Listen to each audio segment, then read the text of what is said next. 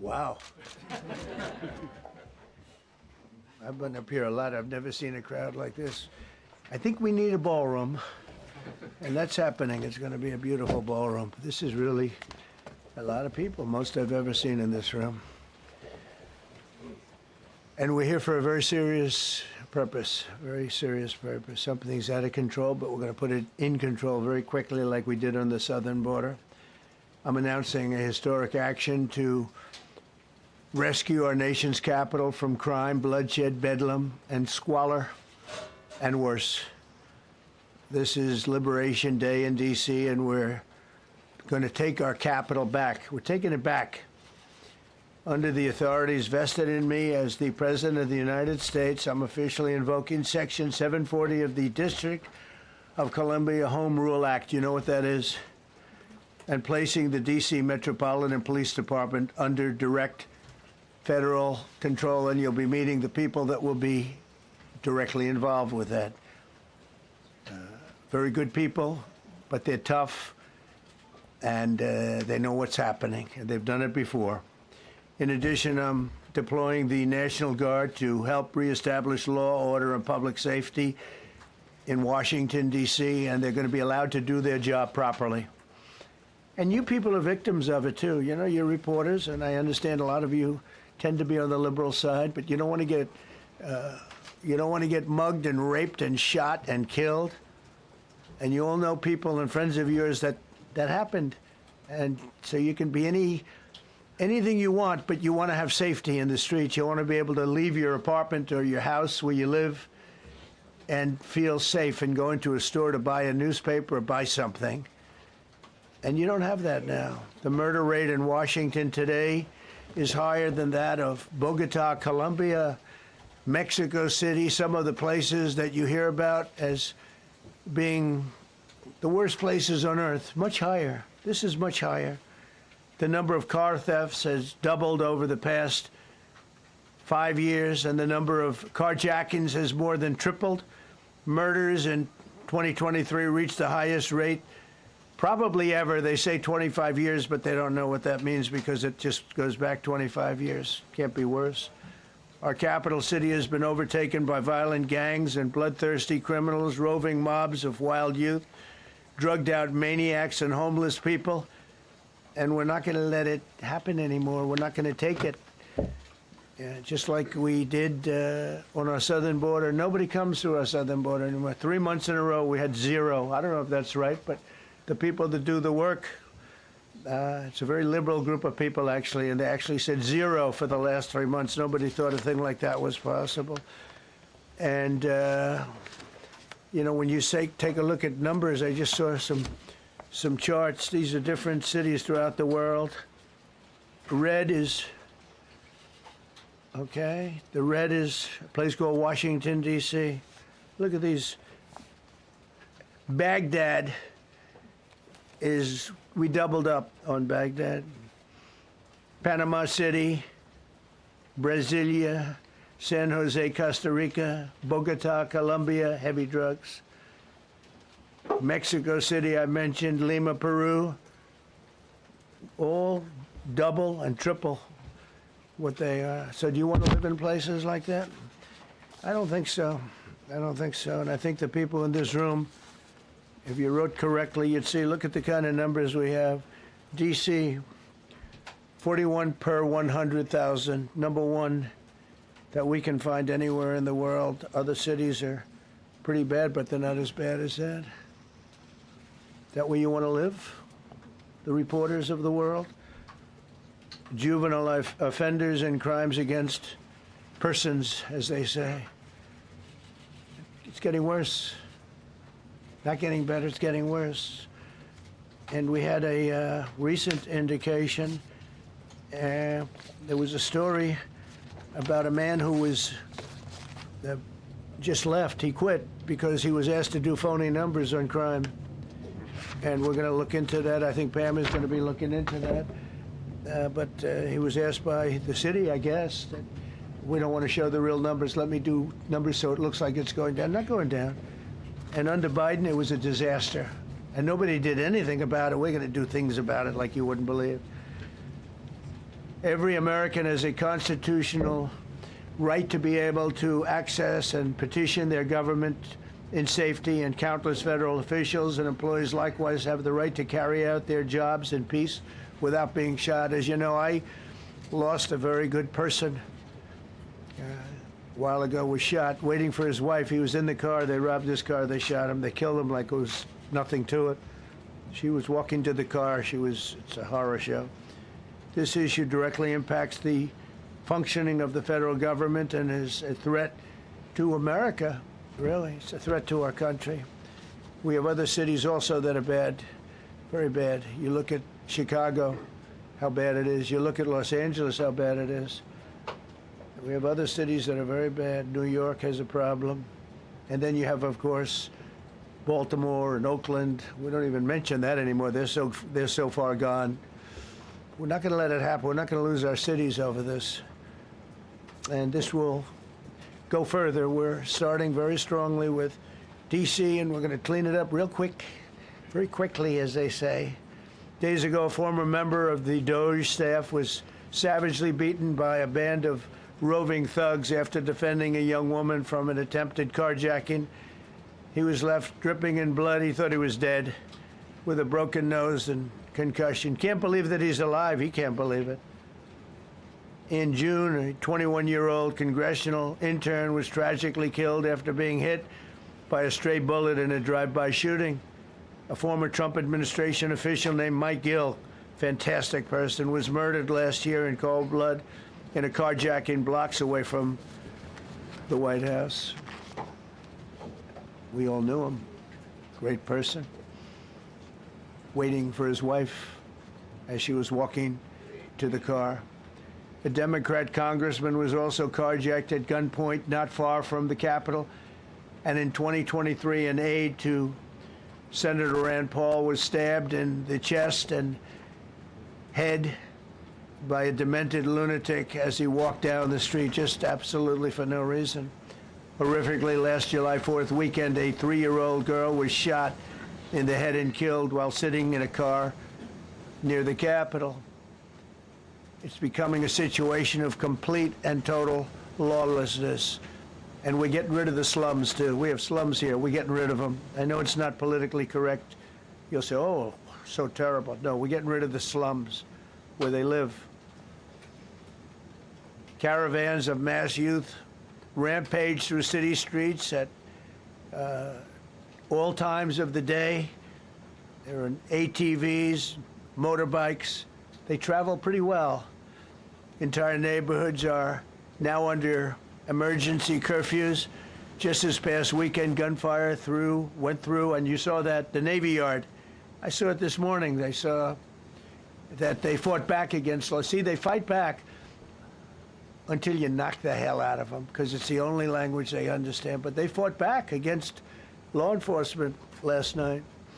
And they're not going to be fighting back long, because I've instructed them and told them whatever happens, you know, they love to spit in the face of the police. As the police are standing up there in uniform, they're standing and they're screaming at them an inch away from their face. And then they start spitting in their face. And I said, you tell them, you spit and we hit. And they can hit real hard. It's a disgusting thing. I've watched that for years, for 3-4 years. I've watched them. The police are standing, and they're told, don't do anything under any search. So and you can see they want to get at it. And they're standing there, and people are spitting in their face, and they're not allowed to do anything. But now they are allowed to do whatever the hell they want.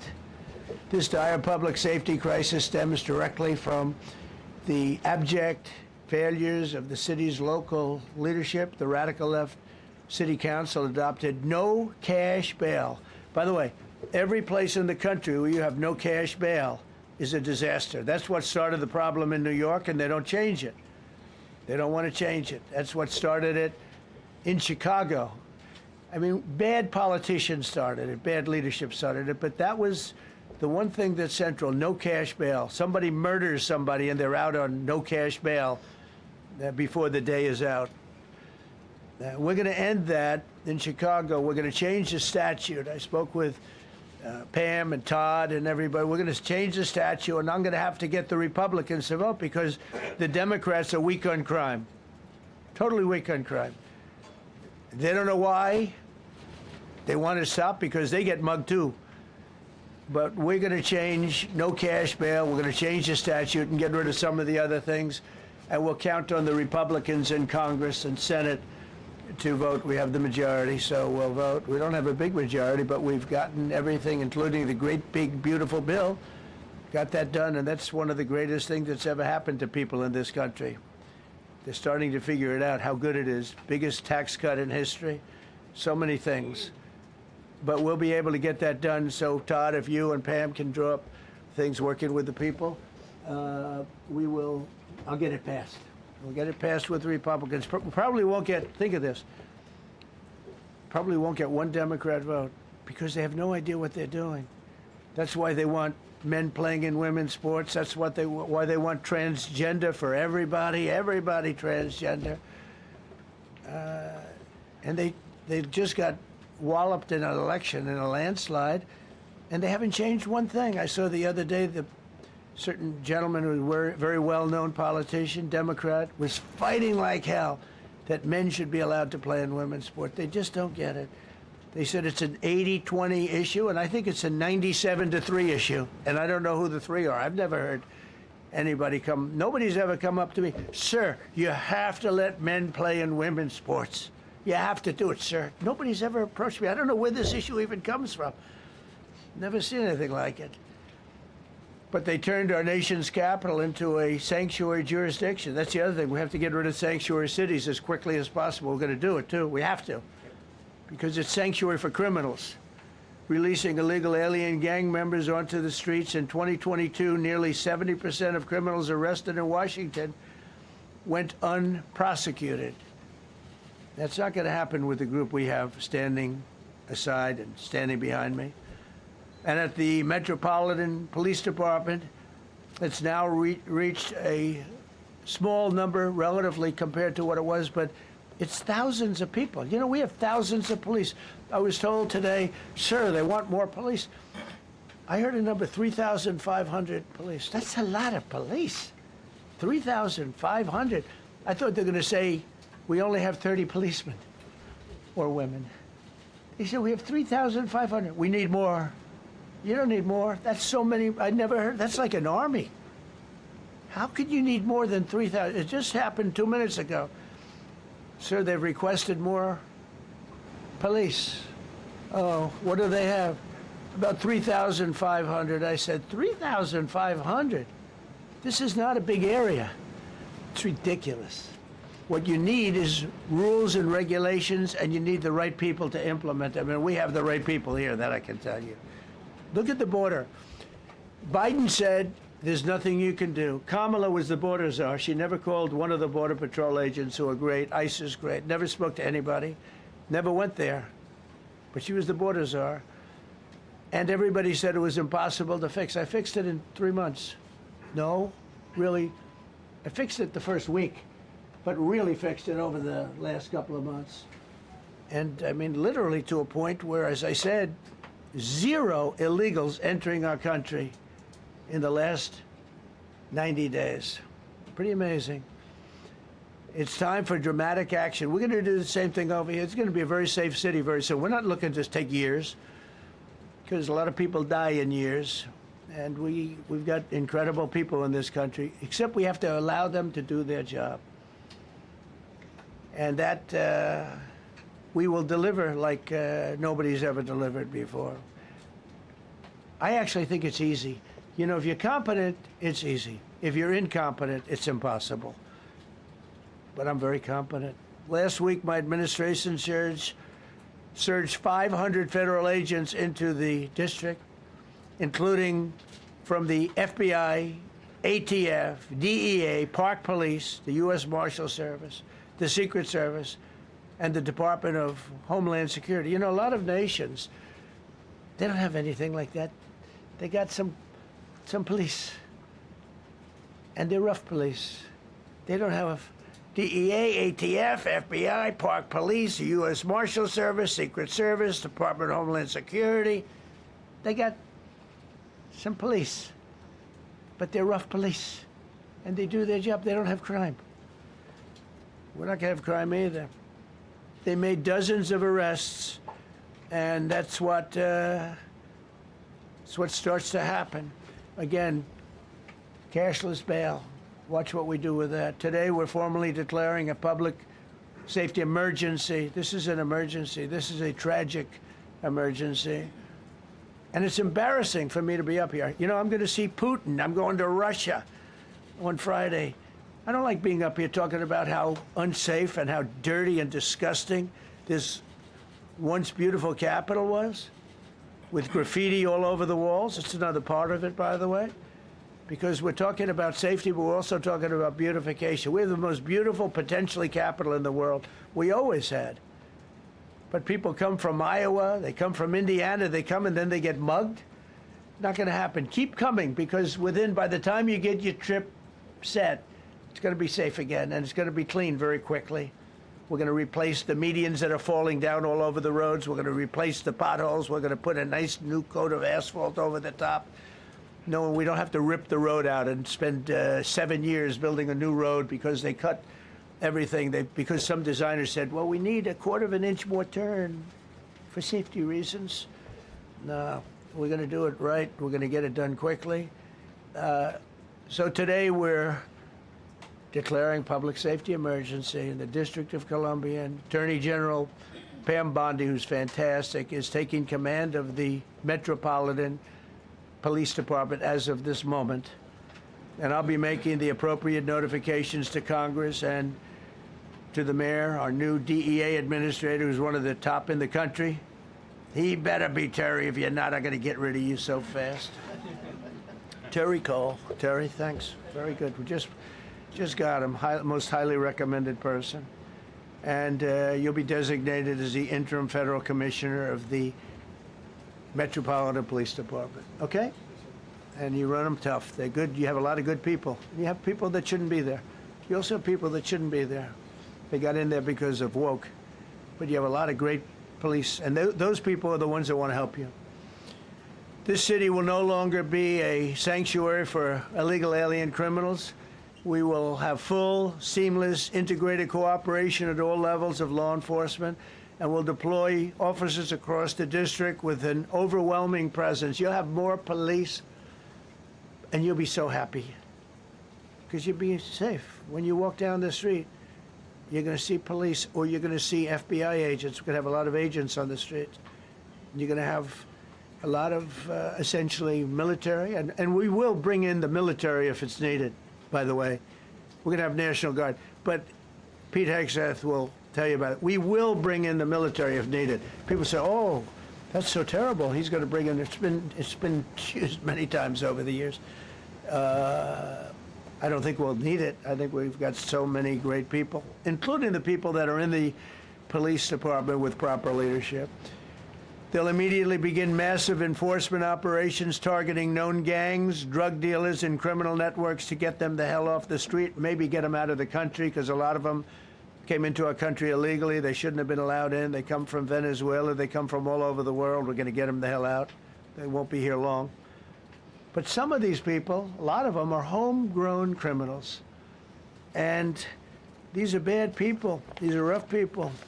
And this is just a list of some of the people that were given to me today that were criminals removed from the D.C. streets this weekend. They were rough and tough. But we're rougher and tougher.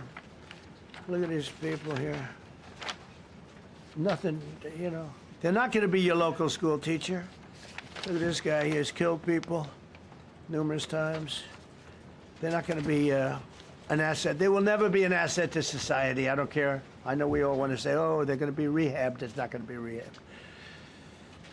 I'm going to ask Doug Burgum to come up and say a couple of words because he's in charge, as you know. He's Interior, but he's in charge of the U.S. Park Police. And I've heard so many great things about the Park Police. They're proud of it. They've been there for a long time. Their families oftentimes grow into the roles. They love the country. They love this area. So, Doug, could you say a few words, please? Thank you, Mr. President. On behalf of the U.S. Park Police, this is the oldest federal police force in the nation. They were formed in 1791 by none other than President George Washington. They've got the awesome responsibility of protecting our nation's most sacred monuments. The National Mall, Washington Monument, Jefferson Memorial, Lincoln Memorial, Statue of Liberty, and out west, the Presidio and the Golden Gate area. These folks have tens of millions of visitors a year, the kind of people that President Trump's talking about that come from around the country and around the world to see our sacred and learn about our history and our sacred monuments. They've been doing a fantastic job, but they are so pleased, the rank and file, that President Trump is now allowing them to enforce the law. As those of you that live in the city may know, that the circles and the triangle parks that are spread throughout D.C. are actually federal park property. So the U.S. Park Police also have responsibility for that. These became littered with homeless camps under the Biden administration. All of you saw that. Since President Trump's executive order on March 27th, making D.C. safe and beautiful again, the U.S. Park Police have removed over 70 homeless camps. And President Trump also talked about beautification. They're stopping and enforcing the laws against graffiti on our monuments. They've removed over 80 specific attacks against our history with graffiti on our monuments. So they continue to do a great job, whether it's in their vehicles, on foot, or on the mounted police that you see around the National Mall. And President Trump, they thank you. The rank and file is so happy to be enforcing the law again. Thank you for your leadership, and they're excited about the announcement you're making today. Thank you. Very good. Great job you're doing. Thank you very much. Pete, could you say something about the military, if you would? Well, Mr. President, it's an honor to be here. And at your direction this morning, we've mobilized the D.C. National Guard. It'll be operationalized by the Secretary of the Army, Dan Driscoll, through the D.C. Guard. You will see them flowing into the streets of Washington in the coming week. At your direction as well, sir, there are other units we are prepared to bring in. Other National Guard units, other specialized units. They will be strong, they will be tough, and they will stand with their law enforcement partners. This is nothing new for DOD. As the President noted, at the border, we've got 10,000 troops down there who've been operating in defense cooperation areas, defense zones, where there's zero illegal crossings because of troops on strikers scanning the border. We've been protecting other people's borders for 20 years. It's about time we protect our own, and we're working with ICE and CBP. In Los Angeles, we did the same thing, working with the California National Guard, working with ICE officers. ICE officers deserve to do their job and not be attacked. We will work alongside all D.C. police and federal law enforcement to ensure this city is safe, this city is beautiful, and as I always say about President Trump to the troops, he has their back. And my message to the National Guard and federal law enforcement in Washington is, we have your back as well. Be tough, be strong, we're right behind you. Thank you, Mr. President. I'm going to ask Pam, because she's now, as you heard me say, she's really in charge of a lot of what we're talking about. She's done an incredible job. People are going to start to see the fruits of her labor. And Pam, maybe you could say a few words about what we're talking about here. Sure, President. Let me be crystal clear. Crime in D.C. is ending, and ending today. We are going to use every power we have to fight criminals here. President, thank you for caring about our capital. Families come here every summer. Our museums are free. We have the National Zoo. We have the National Gallery. D.C. should be a place where everyone can come and feel safe. Behind me and to my side, we have some of the best career law enforcement and prosecutors in the country who are ready to take this on. As the President said, Terry Cole is going to be supervising the Metro Police Department. Gadi Serralta, our U.S. Marshal, is going to be supervising command and control, the entire operation. Our Deputy Attorney General, Todd Blanche, and I will be working with them closely, along with our great FBI Director, Kash Patel. Kash is going to talk to you in a minute about what we did in Virginia recently with Governor Youngkin. Many of you covered that, and it was tremendously successful. Not only that, our secret weapon here in D.C. is U.S. Attorney Jeanine Pirro, one of the toughest prosecutors and a former judge. And she is going to be talking about juvenile crime, how it's out of control here, and what she's going to do to fight back. No more crime rampant in our beautiful capital. No more teenage girls beating a disabled man to death. No more of that. No more drive-bys. We're going to do everything we can. And working with the ATF Director Driscoll and Commander of the Army, we're going to all work together. That's what we all do in this room. We work together, we fight. Do not underestimate one person in this room. We're going to make DC beautiful. We're going to make DC safe again. One other thing, just at the wharf a few days ago, the area of the wharf, Terry Cole reached out to me, not even nightfall, on the weekend, where so many families in tourists go. A guy's overdosing from fentanyl on a park bench. In the middle of families around, they administer Narcan and saved his life. No more of that. The President of the United States is going to clean up D.C., and we're going to be there to help him, and we're going to be successful. Thank you. Thank you, Pam. Cash, talk about Northern Virginia, if you will. Northern Virginia, we had a big success. Thank you, Mr. President. Thank you, Attorney General Bondi, for your leadership, Deputy Attorney General, and the rest of our interagency partners. Mr. President, the following is what happens when you let good cops be cops, and I just want to highlight that before I get into Northern Virginia. This year alone, under President Trump's administration, we've had over 4,000 child victims identified and found.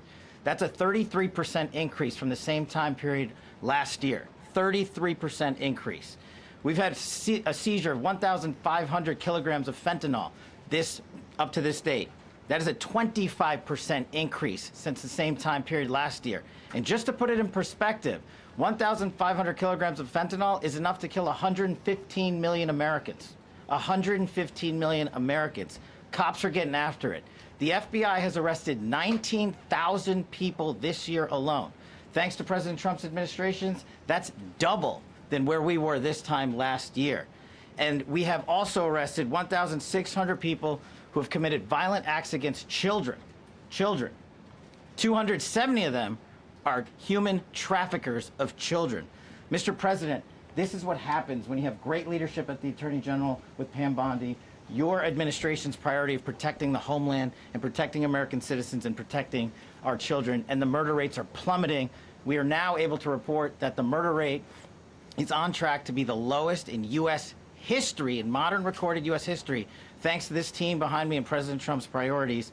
And how do we do it? And what are we going to bring to D.C.? What we did in Northern Virginia, thanks to Terry Cole and Governor Youngkin and the team, we stood up a task force out in my Northern Virginia field office, and we said, let's let good cops be cops, let's get them the intelligence and what they need, and let's get the red tape out of their way, and let's get DOJ partnered up with us to bring great prosecutions, and that's exactly what we did. In 1 month, we arrested 545 violent felons.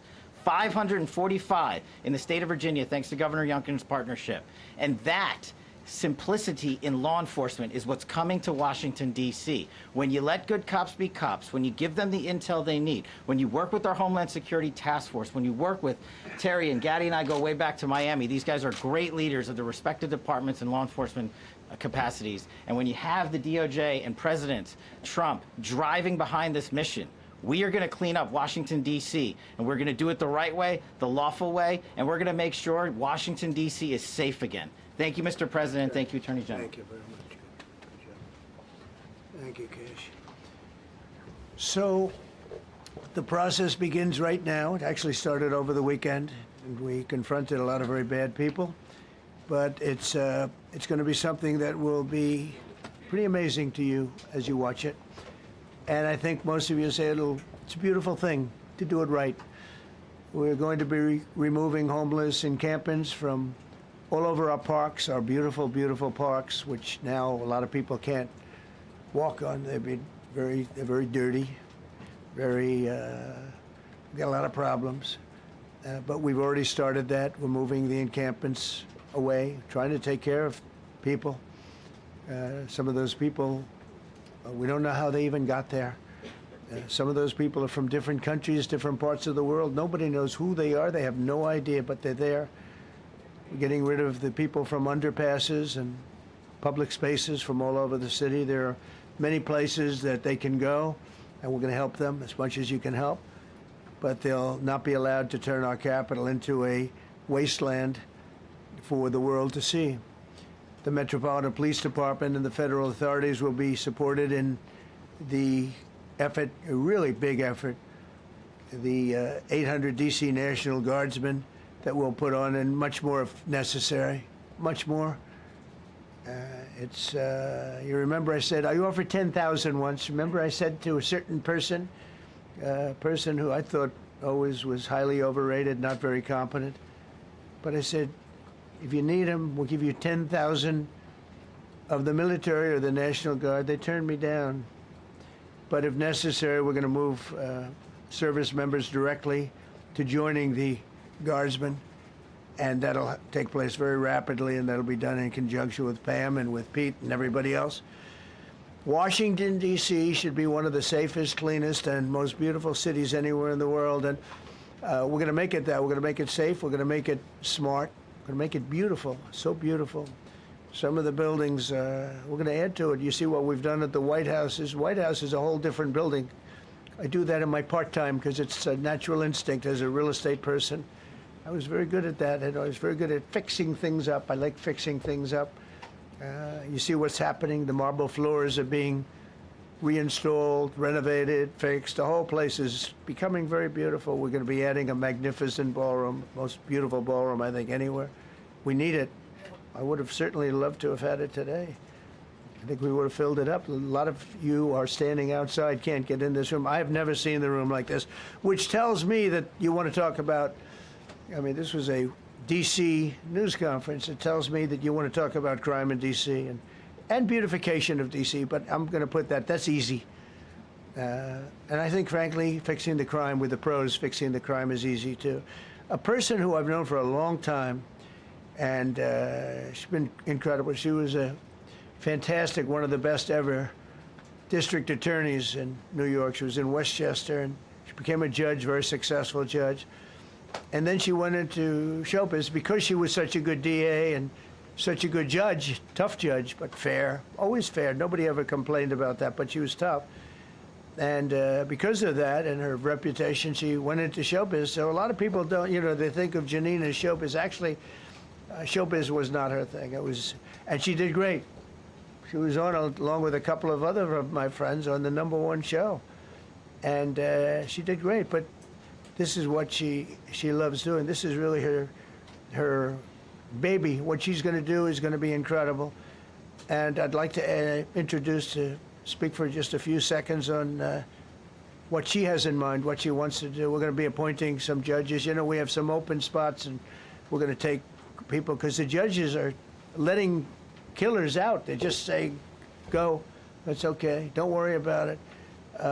So we're putting some, Pam recommended, Todd recommended, some judges that are great. Janine recommended. Janine's given me 3 great candidates already. We have about 10 open spots, so we could probably create some more. We need them. Janine, would you say a few words, please? Thank you very much, Mr. President, and thank you, Madam Attorney General, and to all my partners here. We all want the same thing. We all want a safe city. We want a safe capital. We want to be able to bring our families here. We want to be able to come and enjoy the history that makes this place great. And unfortunately, we are not in that position right now. And Mr. President, I want to thank you for taking the step that we need right now to make criminals understand that they are not going to get away with it anymore. And I'm not going to stand here and go over and over the cases. But what I can tell you is this. I see too much violent crime being committed by young punks who think that they can get together in gangs and crews and beat the hell out of you or anyone else. They don't care where they are. They can be in DuPont Circle, but they know that we can't touch them. Why?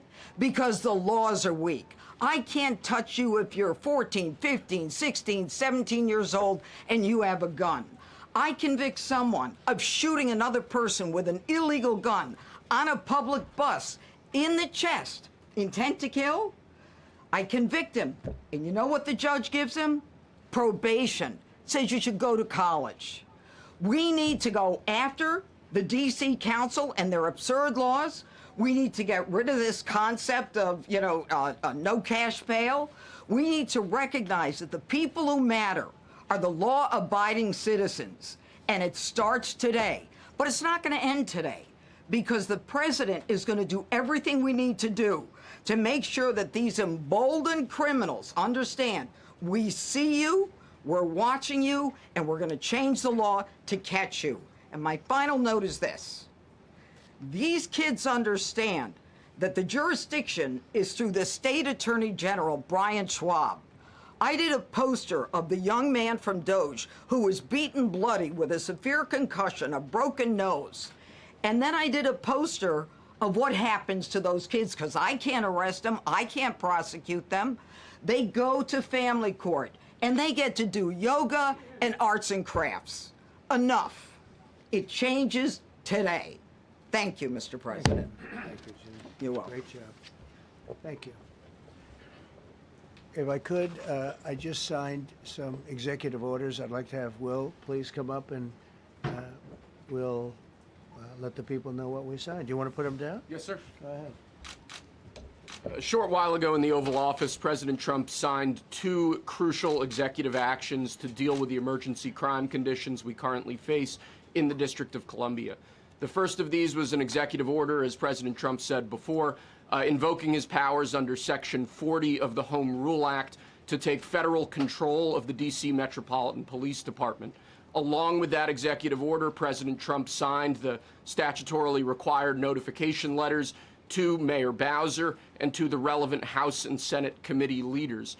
The second major executive action that President Trump signed was a presidential memorandum directing the Secretary of Defense to utilize the National Guard to address the conditions we see on our streets here in D.C. It also authorized the Secretary of Defense to work with state governors to utilize their National Guard units if necessary as well. These are bold, decisive steps intended to combat the out-of-control crime conditions we've seen on D.C.'s streets for far too long, and I, for one, am deeply proud to be part of an administration that's finally coming to terms with these issues, sir. Thank you very much. Sir. Thank you. So, just to conclude, Washington, D.C. should be one of the safest, cleanest, most beautiful places anywhere in the world. It was years ago. We had one problem that was a pretty big problem. The radical left got out of control, and they started trying to rip down statues. And I said, let's go pass a law real fast. We're going to do it real fast, but we were blocked by the Democrats, who do not want safety. Nobody gets it. I don't get it. They don't get it, because they can't get votes. I don't know how they can win an election with this, but they don't want safety. And I found an old statute, very old, early 1900s, that said if you so much as touch or even think about destroying a statue or a monument in Washington, D.C., you go to jail for 10 years with no probation, no anything. In other words, slightly different than we have today. Today we have cashless bail. There you get jailed 10 years.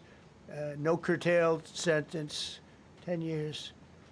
And we took it out. Nobody used it. It was never used because, you know, it's harsh.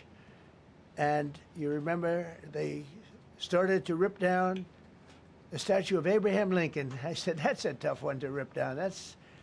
He was pretty good, Pam. I think he was pretty good. When the ropes started going around Abraham Lincoln to pull him down, Andrew Jackson, others, and they were heading to the Jefferson Memorial, Thomas Jefferson. They're going to do a big number there. I said, it's time. And I signed that statute immediately. We had it updated. We made it use the same language, all passed by Congress. And I announced it's 10 years in jail, no probation, no anything, 10 years, no curtail sentence if you touch, so much as touch a statue in Washington, D.C. And it was an amazing sight, beautiful sight. Everybody just left.